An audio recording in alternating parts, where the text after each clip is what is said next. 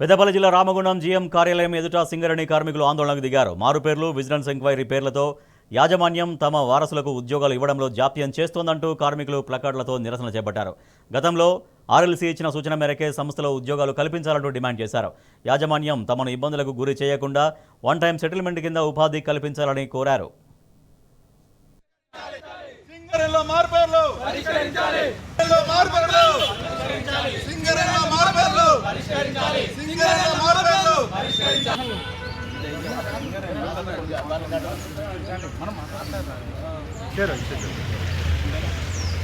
సింగరేణి మార్పేర్లు సింగరేణి మార్పేర్లు సింగరేణి మార్పేర్లు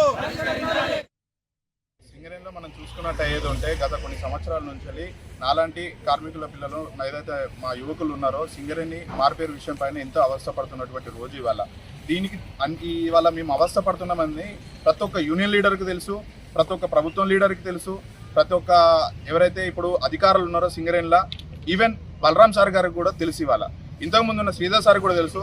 ఆ రోజుల్లో ఆ ప్రభుత్వం ఉన్నప్పుడు ఆ యూనియన్ ఉన్నప్పుడు వాళ్ళు ఏం చేయలేదు. ఇవాళ వీళ్ళు వచ్చి మేము చేస్తామనేసి అని చెప్పేసి ఇవాళ ఏదైతే ఏఐటీసీ గెలిచిందో ఫస్ట్ ఒప్పందం వచ్చేసి ఇవాళ మాకు మార్పేర్ల విషయం గురించి మేము క్లియరెన్స్ చేస్తాం, వెంటనే మేము రాగానే అదే చేస్తామనేసి అన్నారు. ఇన్ని రోజులు గుర్తింపు పత్రం రాలేదనేసి అని చెప్పేసి మాట్లాడేళ్ళు. గత మొన్న 2 రోజుల కింద వాళ్ళకు గుర్తింపు పత్రం వచ్చింది కాబట్టి వాళ్ళు వెంటనే మాకు ఇది సమస్య క్లియరెన్స్ చేసి సింగరేణి సీఎండి అధికారుల నుంచి మాకు మార్పేర్ల సమస్య పైన సర్కులర్ విడుదల చేస్తారని మేము కోరుకుంటున్నాము.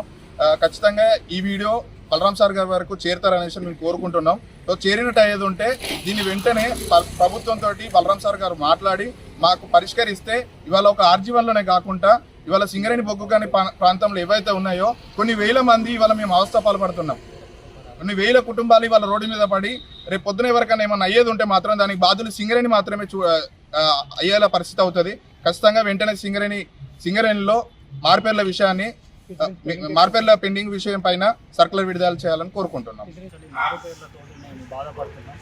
మా కుటుంబాలు కానీ మేము కానీ ఆర్థికంగా మానసికంగా బాధపడుతూ ఎంత ఆఫీసుల చుట్టూ తిరిగినా ఇవాళ జాబ్ వచ్చే అవసరం అనేది మాకు కనిపించట్లేదు. మరియు అన్ని యూనియన్లు కలిసి ఇప్పటికీ అగ్రిమెంట్లు చేసి దాదాపు కొన్ని సంవత్సరాలు దాటిపోతున్నాయి.